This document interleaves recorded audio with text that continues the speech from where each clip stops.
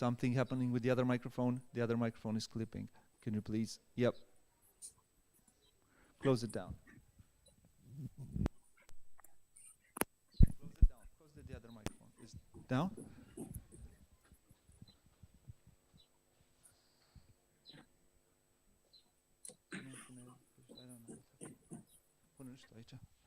Hello, hello, hello. We should be fine. Okay. We have started. We're on. That's cool. Hello and welcome to our second workshop of game design in the second day of our festival. Welcome. Today's workshop is about mechanisms and how you invent mechanisms. Where do you start from? Is it luck? Is it work? Is it? We'll just have to answer we'll just have to ask our guest today, which is Daniele Tassini. He is the designer of many great games. I'll just name a few, like Tiletum, like Tolkien, Teotihuacan, and so much more. A few from the top of my head, I said right now. Welcome, Daniele, and thank you for accepting my invitation here today, even if it's like this over the seas. Yeah, thank you. Thank you for inviting me. Yes, I'm a bit far. Yeah. Yes. You are. I thought you were. You got interrupted. So let's start with a bit of history first, and then we'll delve in the theme of our workshop. Since when did you start to design games? When was the spark? When you started to design games for the first time?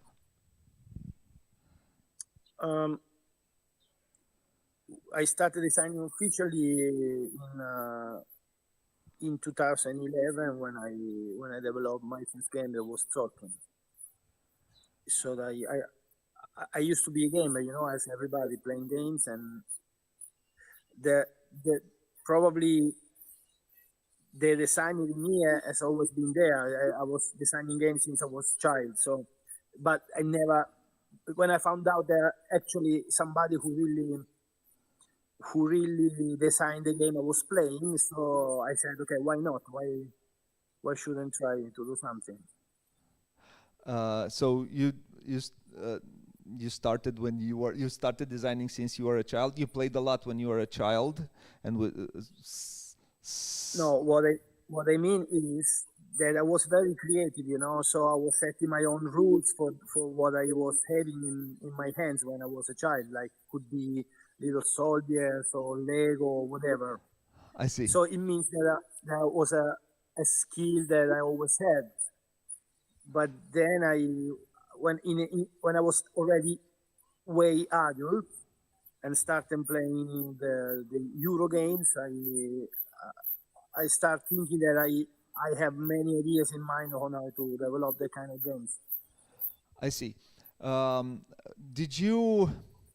When you started designing, this is a question that I think is good to be asked of a lot of designers, for newer designers.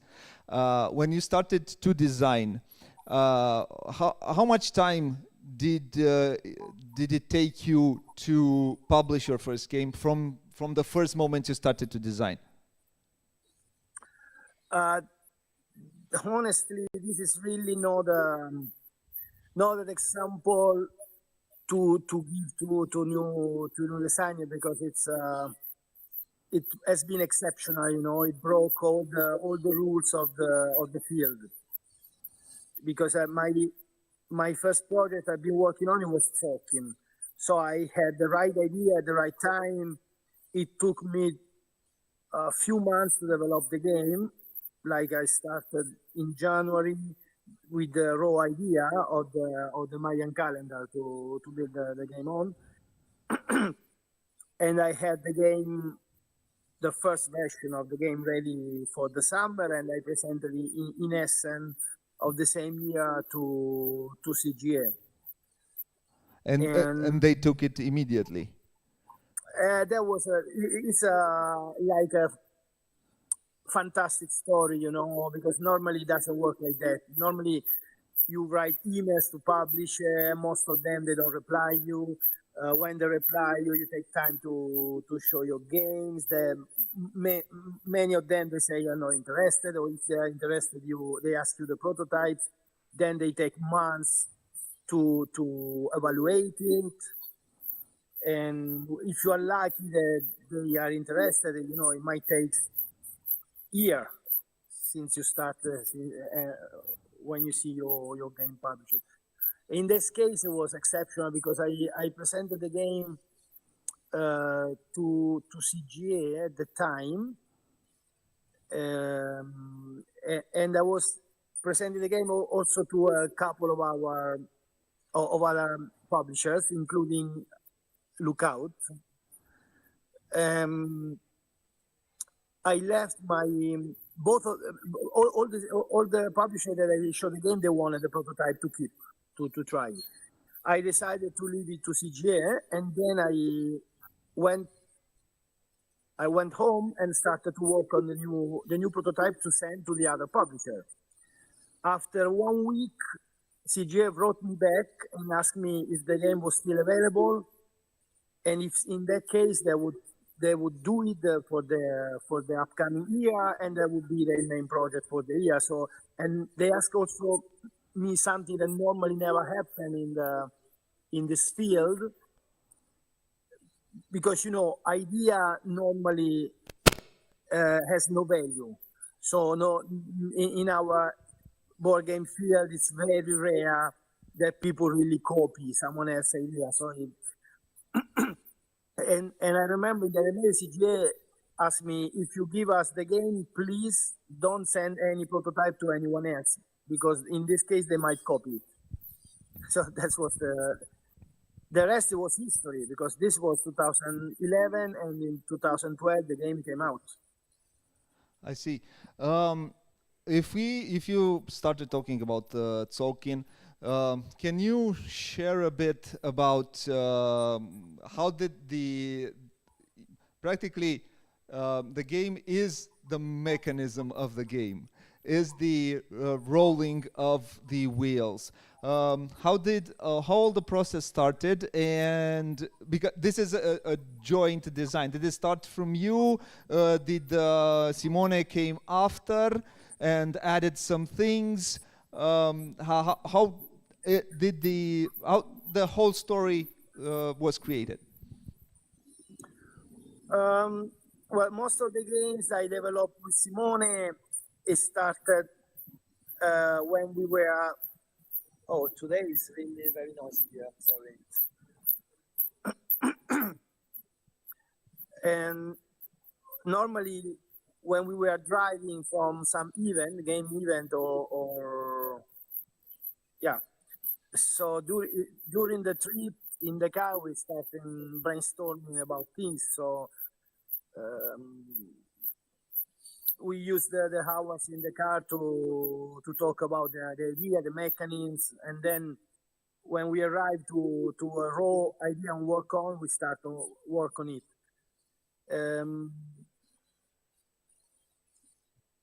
Tolkien was, it was developed. It was 6 hours driving from Turin to my place, and basically when we arrived, we had a raw idea on how to implement the mechanism of the gear, to place the workers there, and then rotate it in a way that the days, every step on the gear is 1 day. So every day you spend making the work, you make a bigger work. That was the main idea, because it fits with the calendar idea that with the day passing by. So what was the base idea of creating that mechanism? What was the mechanism was supposed to emulate?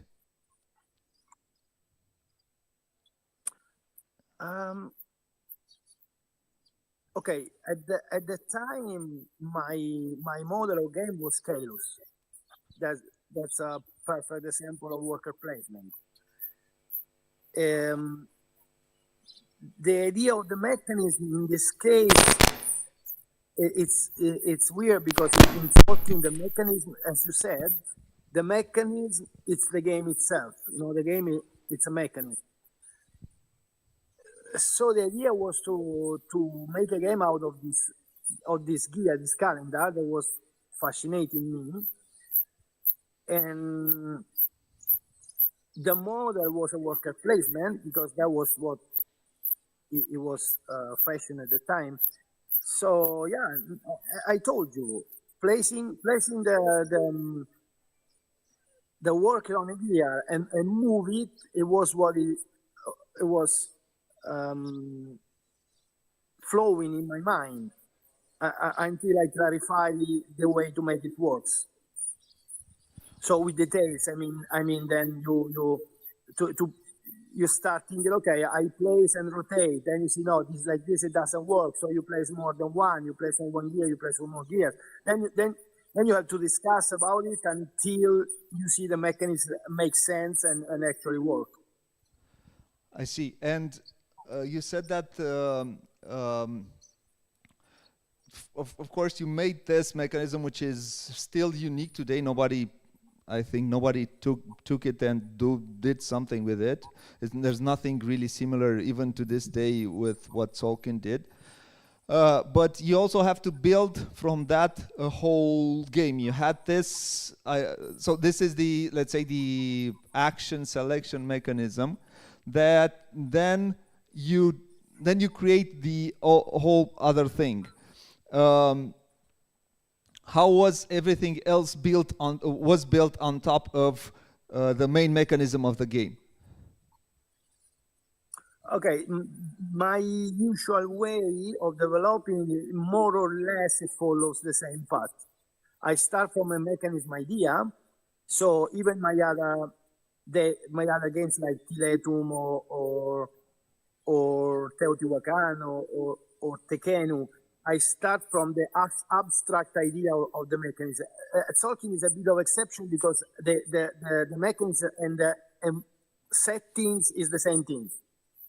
So probably it's not the best example to explain how I work on a mechanism. So if you take Tiletum or even Marco Polo or the other games I've done, I started from the abstract mechanism. Like I draft the dice. In Tiletum, the idea was I draft the die and the sum of what I do is always the same. So it's auto-balancing mechanism. The more I get, the less I do. The more I do, the less I get. That was the idea. And out of this idea, then it develops the central mechanism, which is always abstract. Once I have a mechanism that I feel is engaging, is interesting, is challenging, is funny to play, then you think what settings can fit better to take advantage of this mechanism. That's the way I work. So I add settings after the central mechanism idea. So central mechanism, settings that might fit, and then using the setting, that's very important. The settings, it becomes very important later to add the substructure and the sub-mechanisms and all the details you are asking about. That's the settings can in help. Because, okay, what we are doing, this, who are we, what we are doing, what we are achieving. So I study the environment of the settings and try to figure out what was going on in that period, in the civilization, and then in that kind of activity, and try to build up the structure of the game, following as much as I can the settings of the game. When you're building, because you're talking about Tiletum, as you said, I take a low value die, but I'll be able to receive more resources. It was different. I do a slower action, but I get more resources. I do a smaller action. I do a bigger action, but I don't get resources. what do you do, or what do you get inspiration on coming with these mechanisms? Oh, there's no answer to this question. I mean, all of my mechanisms comes out like sometimes I wake up with the idea. I made many mechanisms with the dice, and I always think how I can use this die. You know, how can I take advantage of the things? Just not, you know, because it was in the old school of games. We were used to roll dice and then see what happens. You know, like in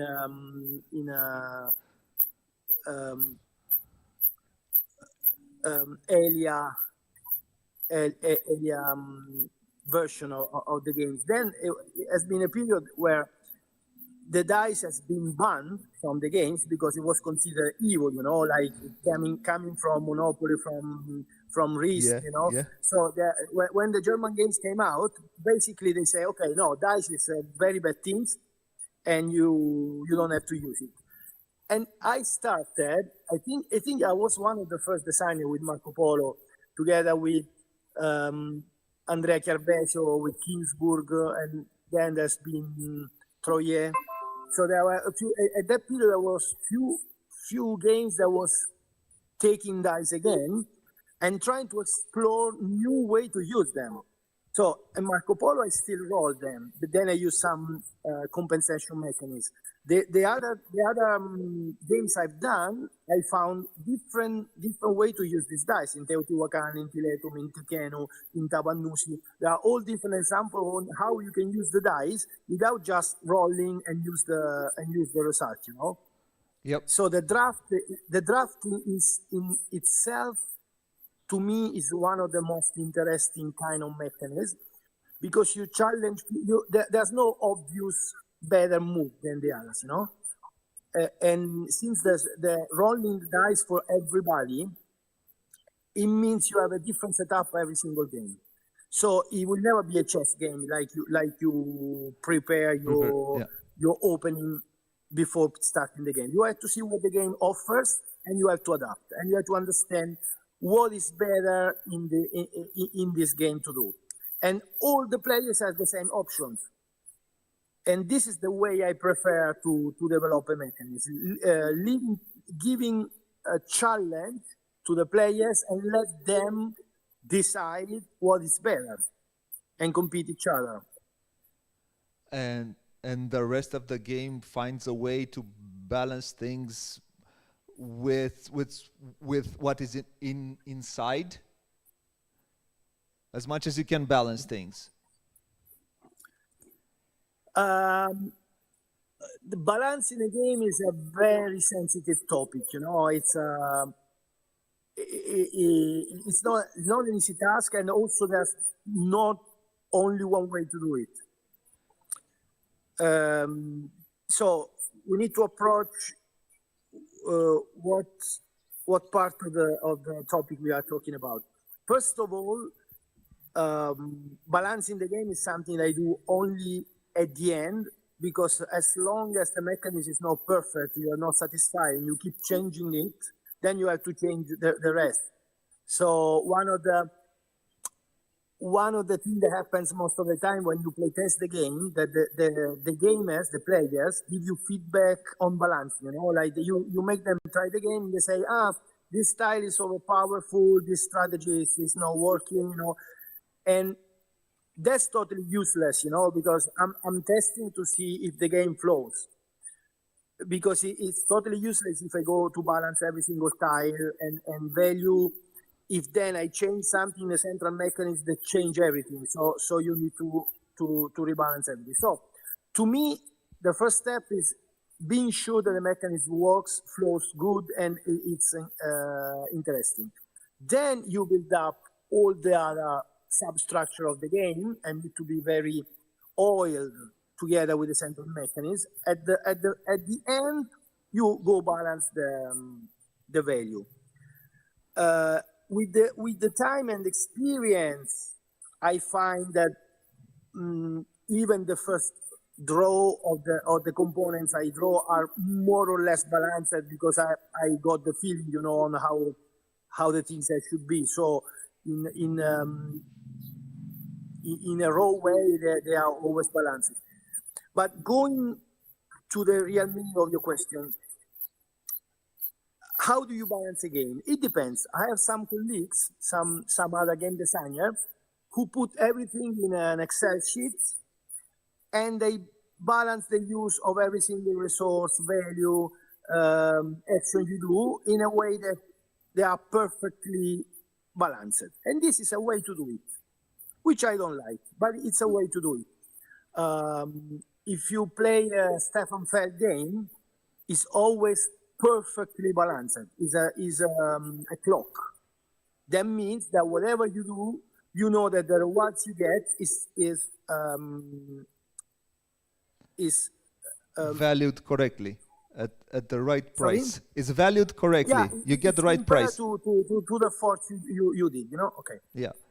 This works. This has pro and versus as anything, you know. So the pro is that the game is perfectly balanced, and you don't go find a strategy that might be broken or too weak and whatever. So the players have the pleasure of exploring the different parts of the game, knowing that they have a chance to win. And this is good. Yeah. The versus is that the same thing that is good, it also has a bad part. Like, whatever I do, I know that I can win.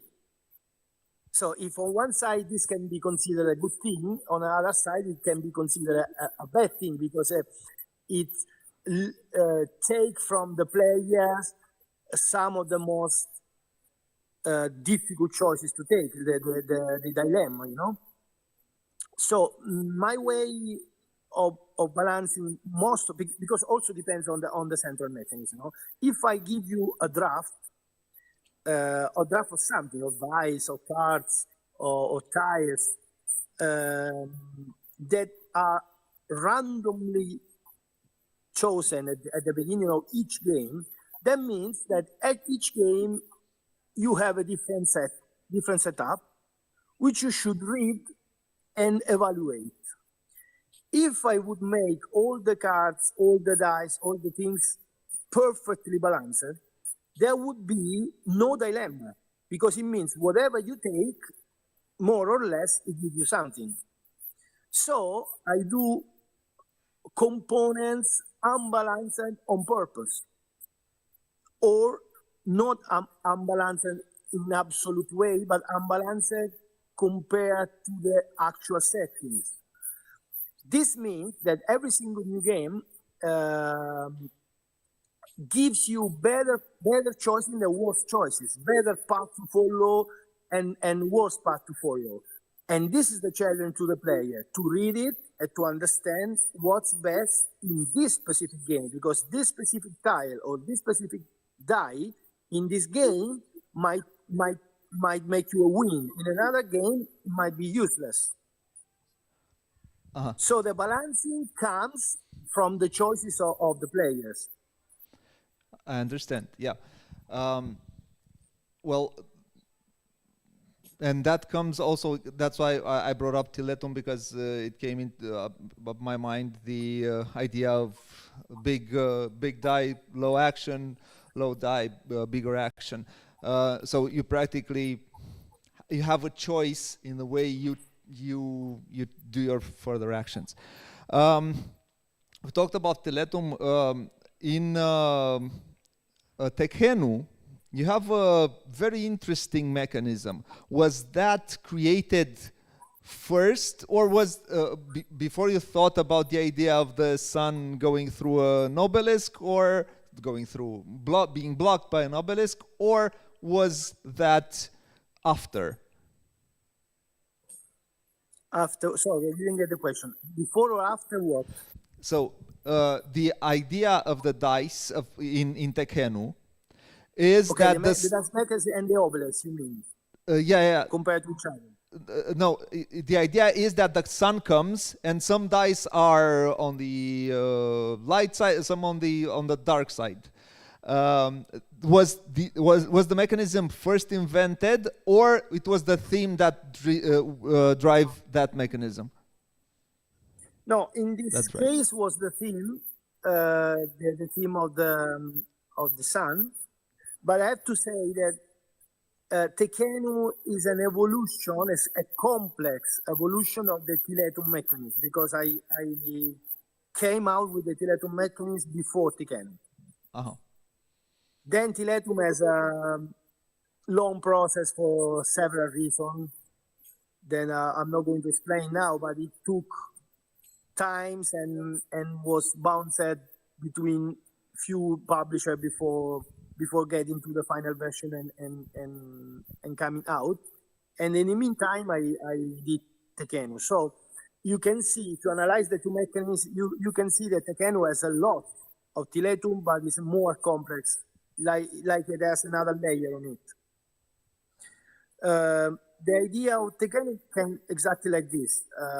I started to talk to David Turzi to make a game together, and we decided to share ideas to find a game to work on together. So he wrote me an email telling me, what do you think of an obelisk rotating, not an obelisk rotating, sorry. What do you think of an obelisk casting shadow, and as the sun rotates around the obelisk, the shadows rotates and affects in some way the action of the game?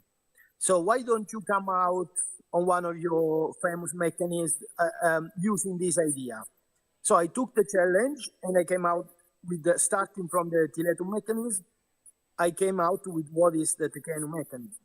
So a dice that can be both a resource or the action, depending where you take it. But I came out with, okay, if the shadow need to affect my action, it has to affect the dice. So why not using colored dice to match the light and make them a different meaning depending in what light you're going to pick it. Okay. We are going to take questions at the end of the, so if you have questions, please prepare it. On this one, you worked with David Turci on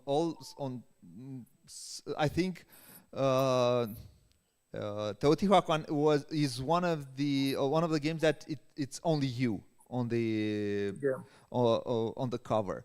How was the Teotihuacan main mechanism, which is move a die a certain spot, get to a certain place, and there you'll get the actions and so on and so forth. The dice then grow a bit older. How did this came to be? There was also a funny story, because at that time I met Andrei Novak, that he was designing a couple of games and also publishing them with the former NKS company. And I remember playing the young game that I was angry at him because the game were really bugged. While the idea were very brilliant. So I told Andrei, you have brilliant idea, why don't you spend more time to test it or develop it, because you know maybe you make a mediocre game out of something that could be much better, you know, because I like your ideas. You're talking about Pretor, right? You're talking about Pretor. Sorry?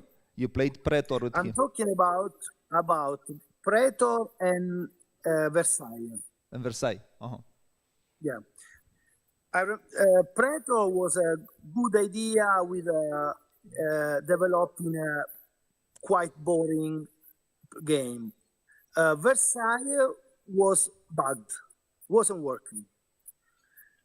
And you know, since I liked Andrei's ideas, and I'm very straight person, you know, I went straight to the point, you know, Andrei, these things are potentially great, but you fucked up. So I told you, I mean, if you let me test the game or test it could be. So he said, he gave me a challenge, but why don't you make a game for me? You show me how would you do with this, you know? If you're so smart, do it yourself. If you're so smart, you do it. He said it to you. Exactly. No, but it was very friendly conversation, like teasing each other, you know? Yeah. And he said, so make a game for me. So it was like, because he was a very small company, you know, so so challenging like this, it was also a way to get a game from me. Yeah. And I said, okay, I will. And so I started with a couple of ideas taken of the two games. You know, the aging was already present in Praetor, and the moving dice on the map was in Versailles. So I took these two ideas, I streamlined it in a rondel, in what Teotihuacan came out, and I used the basic design principle to develop the things, what it was in my bag, and it took to me very, very short time to make the game. What does I that mean? did it in 5 months or so. 5 months, and it was from the idea to delivering to the publisher, right? This is what we're talking. More or less, yes. When I gave to the publisher and when it was published, it probably didn't change almost nothing.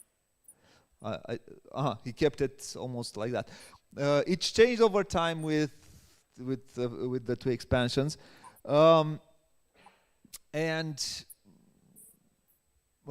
before we move on a little bit, I think maybe some of you don't know, one of the Andrei Novak is a Romanian designer who lives in Poland today, who has a Polish company, which had and has, because the NSK and then merged with Board and Dice, and today they are only Board and Dice.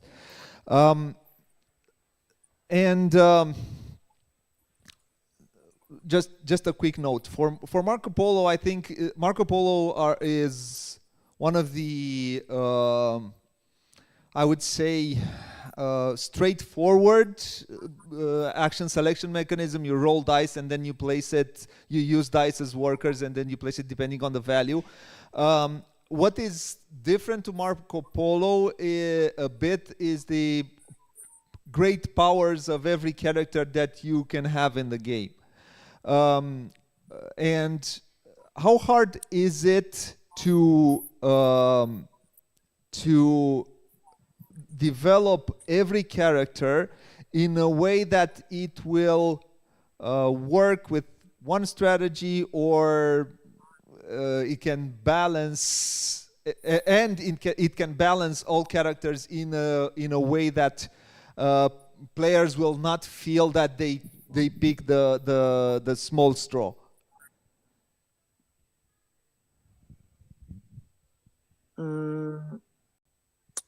I didn't get it exactly. So I was asking how hard it is to develop the characters for Marco Polo in a way that the characters balance themselves, and in a way that a player does not feel that this character is more powerful, this character is... Well, the players always feel the characters are more powerful. Your opponent character is always better.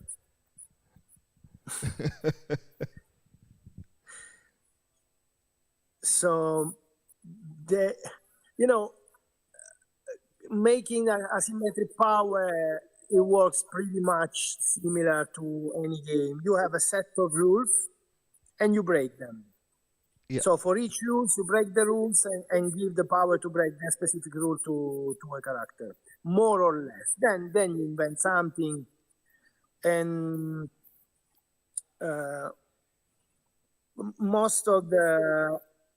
some of the powers were invented by the publisher itself.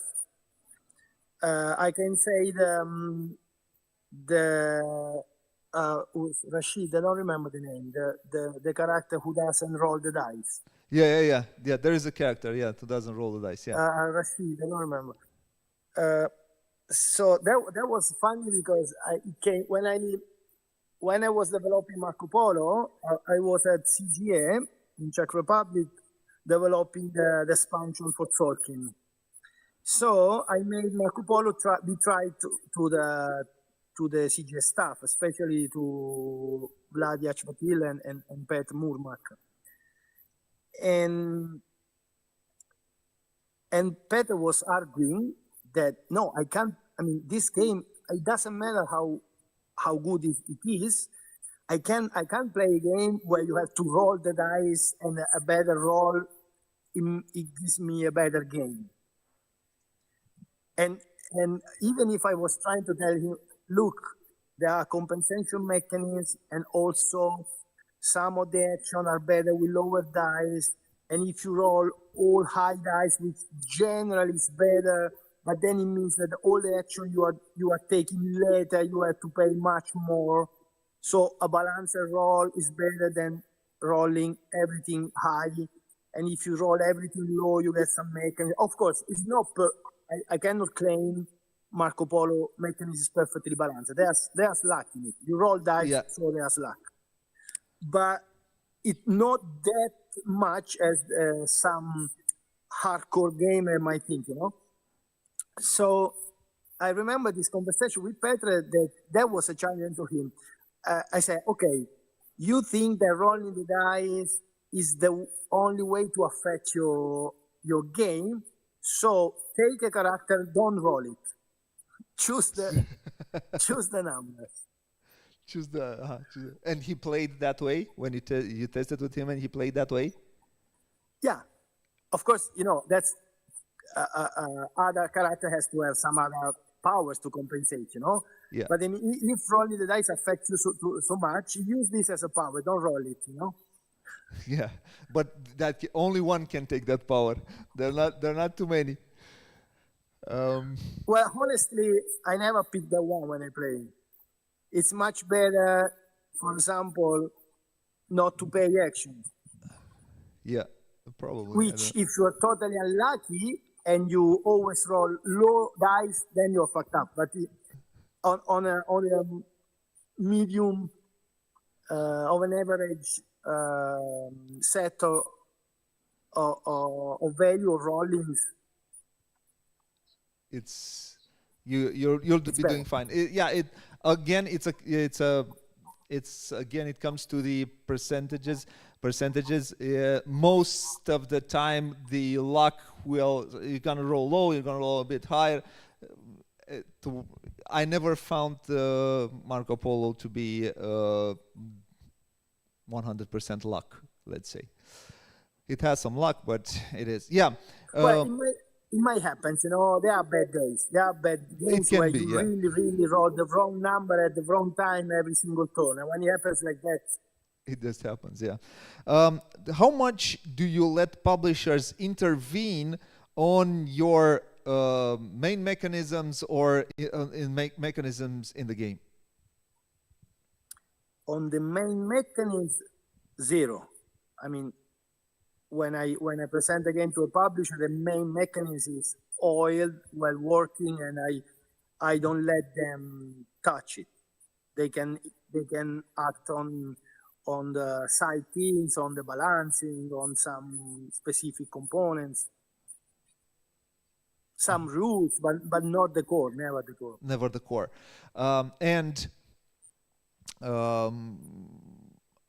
How much, or did it ever happen for you to start with, or take a prototype to a publisher and change the theme? The publisher changes the theme? No. No. Okay, it happened that they wanted, they tried, but since I brought these T games as a brand, I present the game with a specific title, with a specific name, and a specific theme which I developed the game on, and I put in the contract that they cannot change it. So if they don't like it, they have to tell me first. We go to an agreement, or otherwise we don't do it. You don't click. Okay. It happened that I had to fight for it because generally theme and name is a publisher business. Normally in an average contract they have the right to pick a theme and a name for the games you give them. In my case, after a couple of times I happened to fight for it, I make it clear since the beginning. Oh, okay. We have a question in chat, so we're going to have to answer that one. You're going to have to tell me what the question is. I don't think that is working. Just going to have to tell me that, and I'm going to repeat. But in the Q&A section. Oh, wait, not now. In the Q&A section. Okay, I'll tell you. Good. Now, does it? You okay? You can hear me? Fine? Yeah, sorry. Oh, okay.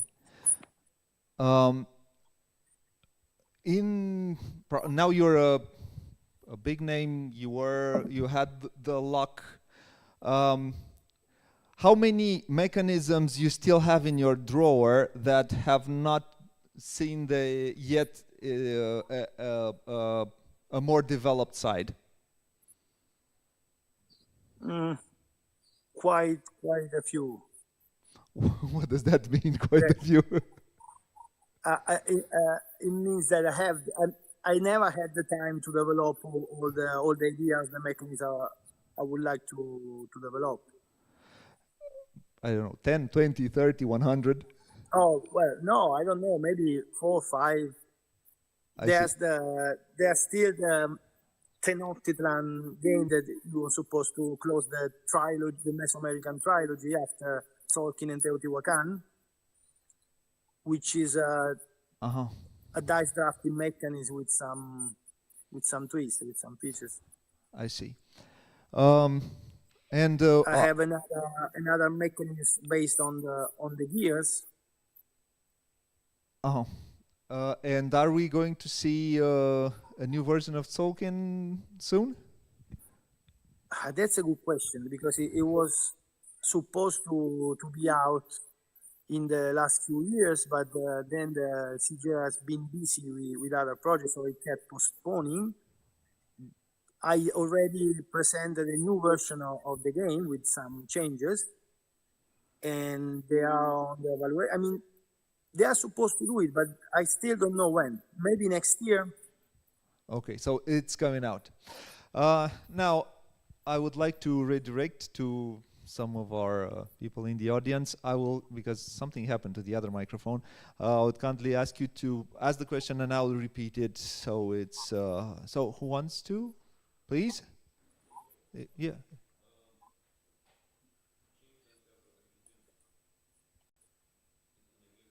Poți spune în română, că I can translate.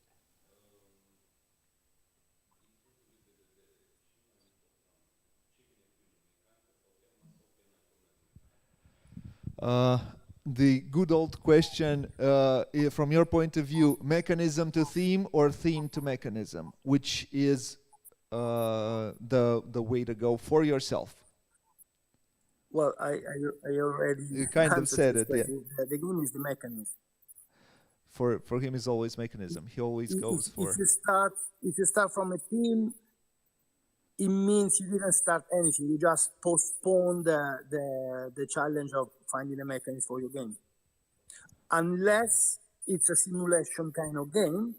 So it might work for some American kind of games, but not all Americans. I mean, when your aim is to simulate something, then you might start from the theme and try to develop it. But you always go to explore a difficult path. Yeah, was it clear? If you have another question. No questions? Sorry. Yeah, tell me. Yeah, can you? Yeah.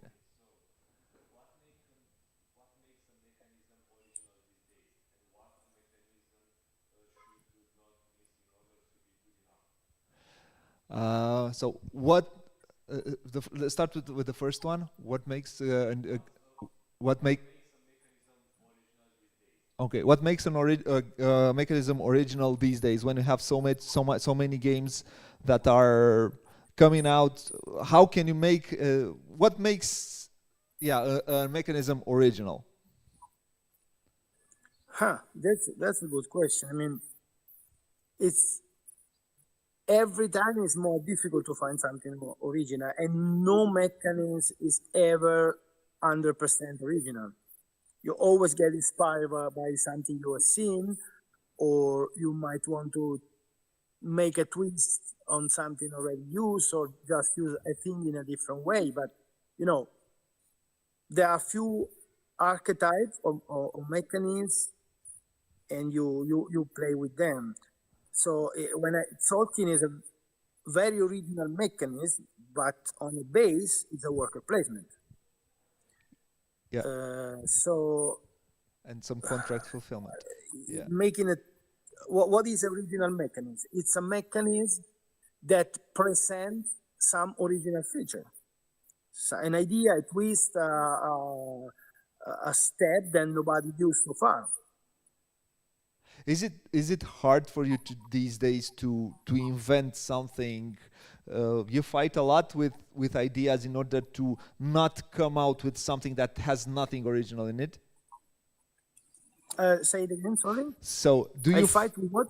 Do you fight with the idea of coming out with something that is not original enough? No, it's the opposite. The real truth, the sad truth, is the market doesn't reward originality. The most original, except for Tolkien, which it's a masterpiece, so it's something out of the scene. The most original games I've done, the most original mechanisms I invented are from the least successful game of mine. Which is? So what happens normally is I really try to make a new game with nothing new. I really try to make a new game with nothing new. And in the end, I never succeed because there are too many ideas in my mind. I have to put something new in it. But I always start, okay, this time I want to do something what people like and people want. Because if you see the successful game in the market, they have nothing new. Yeah, right. People say, well, if you interview a random player, it will tell you, all the games are all the same.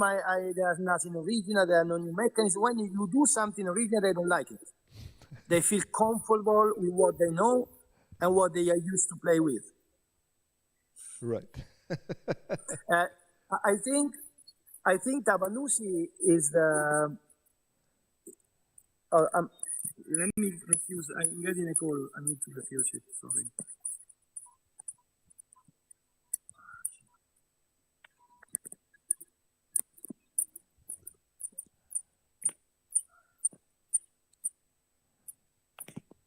It's okay.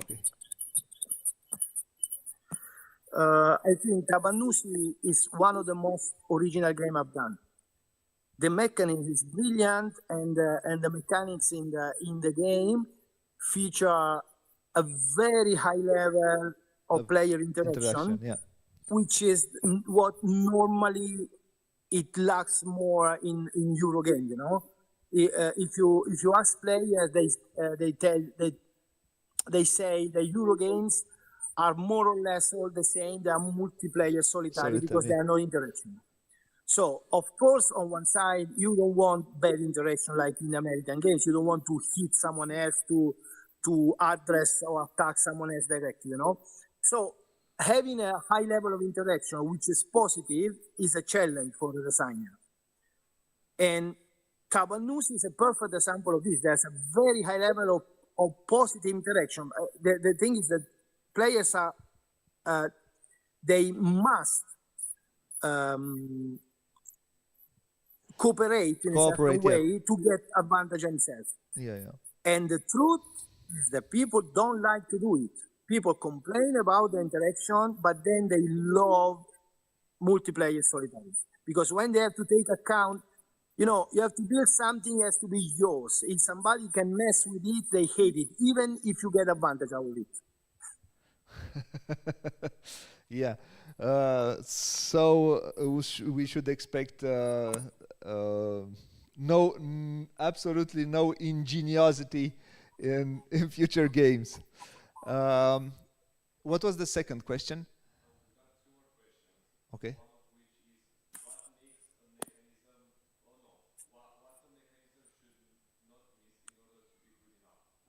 What a mechanism should not miss in order to be good enough.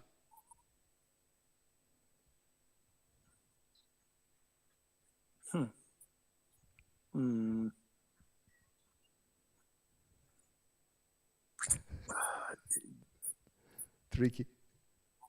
Yeah, because a mechanism is a very generic word. We talk about a core mechanism, a main mechanism. No, I mean,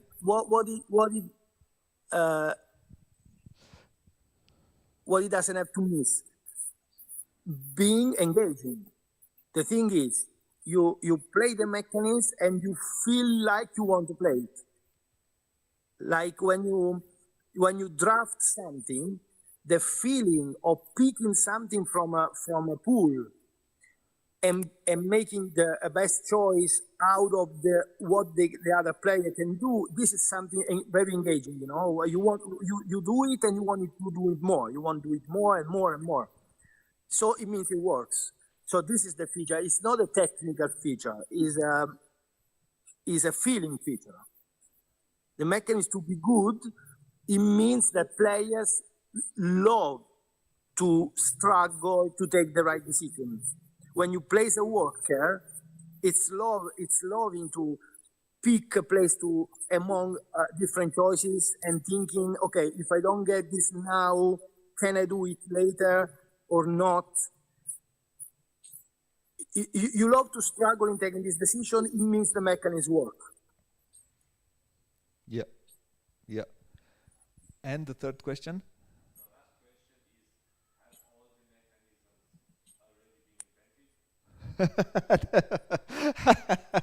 I'd say no, but have all the mechanisms already been invented? No. Or yes. I mean, it's a tricky question and a tricky answer. Yeah. I might say yes, exactly like you can ask me about music, and I can tell you that the notes are those 7. Yeah. Exactly. Yes, the notes are the same. Please. No, I mean, the notes are the 7, We have 7 notes, that's it. Yeah. I got it. So we invented all possible music? No. More or less. No. So, sorry.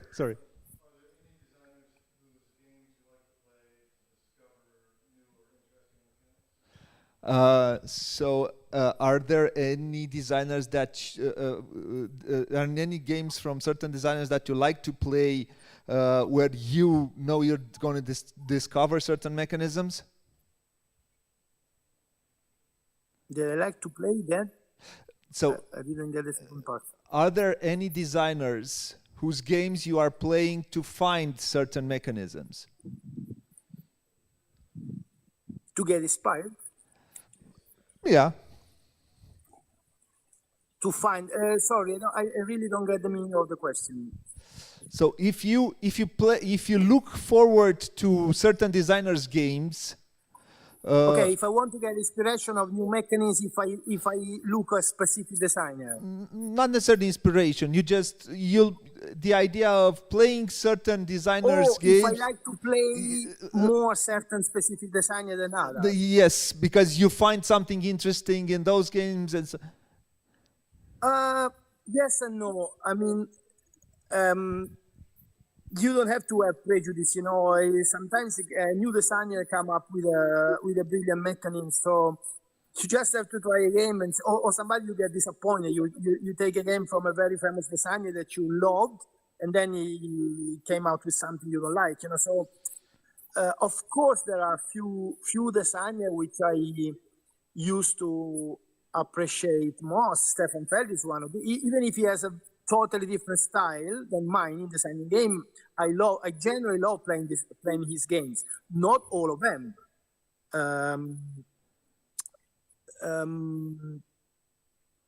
Pfister or okay, now Lacerda or there are many, but even some designer came out with a brilliant game, and then maybe they'll consider Terra Mystica. Terra Mystica is still one of my favorite games ever, and it was from absolute beginners, and then after that they did nothing. I mean, okay, they did Gaia Project, but it's always the same kind of the same game, thing. Yeah, because it's Gaia Project and Age of Innovation is Age of Innovation is the same. Yeah. So you like playing games from different design. You still like playing games? You play games a lot? Of course I do, but I almost never play because I don't have time. So yeah, you know, I have to play test my own prototypes most of the time, and even if this is my main job, I don't do this full time because I do many other activities. So I play test 1 or twice a week, and I have time to play new games maybe once per month. Do you play some older ones that you still have fun with, like Chaos, for example, which I know you like a lot? Yeah, I prefer to try new games, you know, to see what's going on.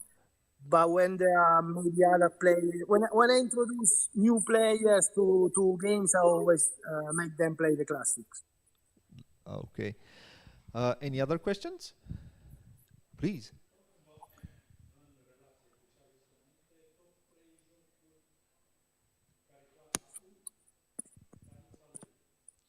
Can you name us 3 games that you like that aren't yours? Terra Mystica, Castle Burgundy, okay, there are more than 3, of course. I could say Funkeschlag or Imperial. For each one has its own specific reason for why I love it, you know. Okay. Imperial is genial. Funkeschlag is a perfect example of what a Eurogame is. That's basically the opposite of what in the reality the things would be, the opposite of a simulation. Castle Burgundy is so smooth and brilliant with a very simple mechanism, very deep game. Okay, Terra Mystica is Terra Mystica. So.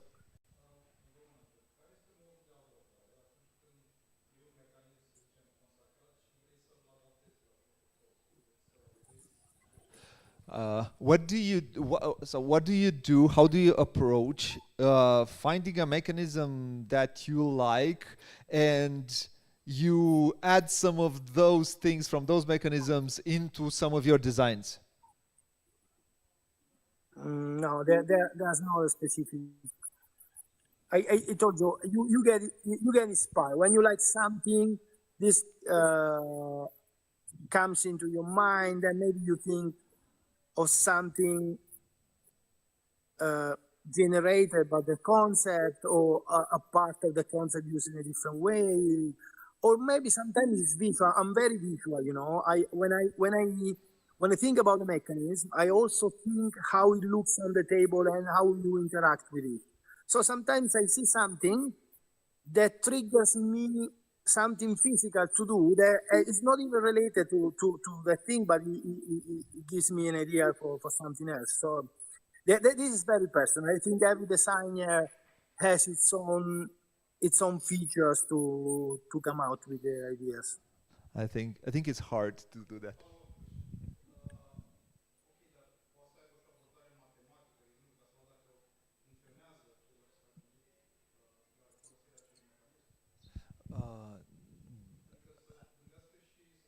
But really, sometimes I wake up at night with especially when I'm stuck in a mechanism that gives me problem. Sometimes I wake up at night with the solution. I see.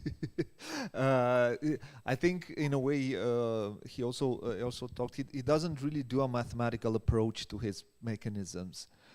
He does all the math at the end. So he really doesn't want to do that. I don't. Yeah, that's it. I really never approach it math. And okay, you consider I'm a IT guy, you know, so math belongs to me, but I never use it as a basic approach. You know, it's weird because I studied scientific study. You know, I'm graduating computer science and I do a lot of math and stuff. But my approach to creating mechanisms is totally creative. It's more as an artist and not as a technician. Another question? Do you have it? Okay, please.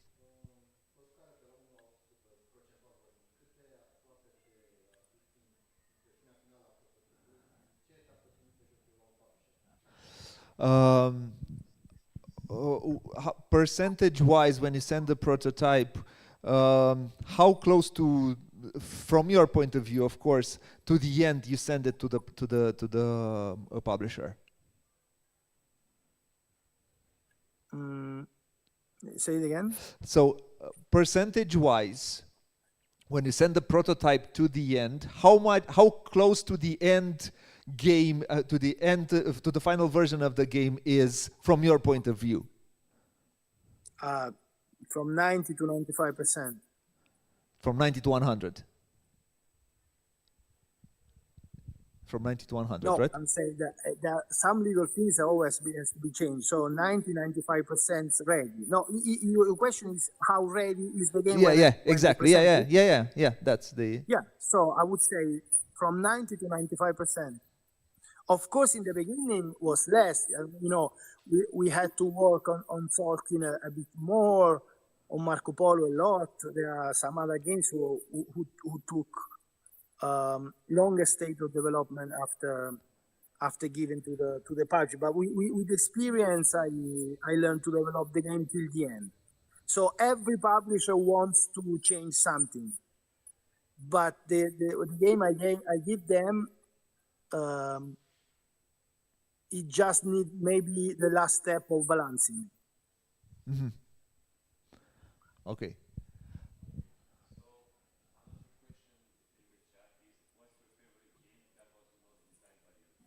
It was already answered. It was already answered, that one. Another one? Do we have another question? Yeah.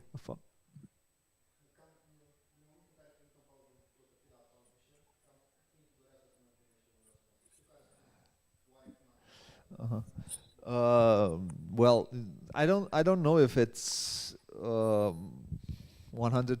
Yeah, because you are who you are. I don't know if that applies to everyone. But how much, from the moment you sent the final version or the 99 to 95% to the publisher, how much time do they take to answer you back? No, it doesn't work like this. I mean, this is really depends on what kind of relationship the designer has with the publisher. In my case, most of the games are already committed. So I'm developing a game where the publisher is waiting for it. So it's not a matter of presenting and getting an answer if they are going to publish or not. Yeah, I was kind of expecting that answer. That you already have as a defined slot, let's say next year, next session, and they give me a deadline from where they want everything done from my side, because then they need time to develop their own side. That most of the game are like that, with few exceptions.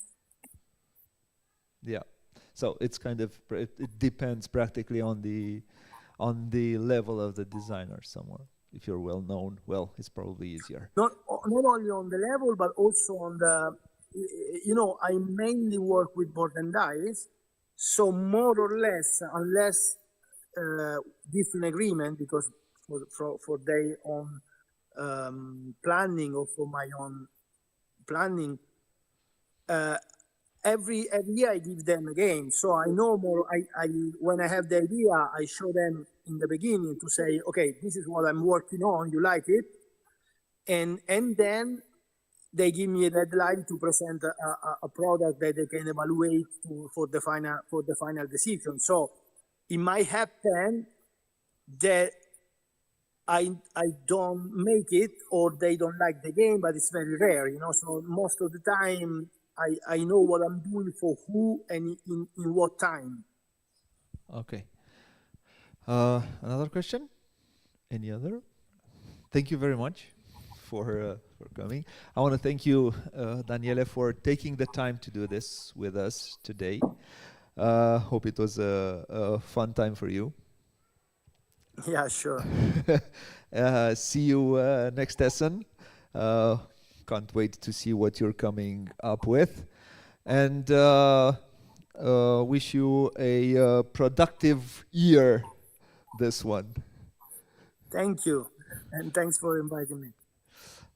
Thank you, everyone, for coming. See you on our next thing, which is we'll do a top 10. Okay, Thank see you. next time. See you. Bye-bye.